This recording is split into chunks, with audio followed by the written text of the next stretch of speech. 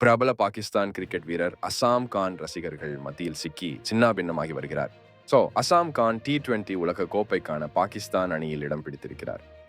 இந்த சூழலில் இங்கிலாந்து அணிக்கு எதிரான ஆட்டத்தில் பங்கேற்ற அசாம் கான் பேட்டியில் கடுமையாக தடுமாறியதோடு மட்டுமல்லாமல் விக்கெட் கீப்பிங் அழகான கேட்ச் ஒன்றை தவறவிட்டார்.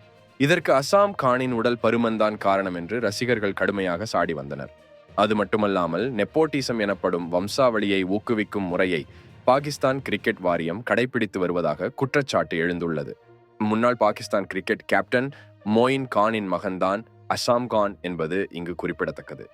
இந்த நிலையில் அசாம் கான் உடல் தகுதியை நிரூபிக்காமலேயே அணியில் சேர்ந்து விட்டதாக குற்றச்சாட்டு எழுந்துள்ளது. இந்த நிலையில் பயிற்சியின் போது அசாம் கான் செய்த காரியம் ரசிகர்கள் முகத்தை சுளிக்க வைத்தது. பொதுவாக கிரிக்கெட் பேட்டை பலரும் மதிப்பார்கள். இந்த சூழலில் அசாம் கான் பேட்டிங் பயிற்சியில் ஈடுபட்டு கொண்டிருந்த போது தனது பேட்டை வைத்து முதுகை சொரிந்திருக்கிறார். இந்த வீடியோ தற்போது சமூக வலைத்தளத்தில் வைரலாகி வருகிறது. முதுகு அரிக்கிறது என்றால் அது சொரிவதில் தவறில்லை. ஆனால் அசாம் கான் தனது பேட்டை வைத்து சுமார் 5 நிமிடம் வரை முதுகை தேய்த்து கொண்டிருந்தார்.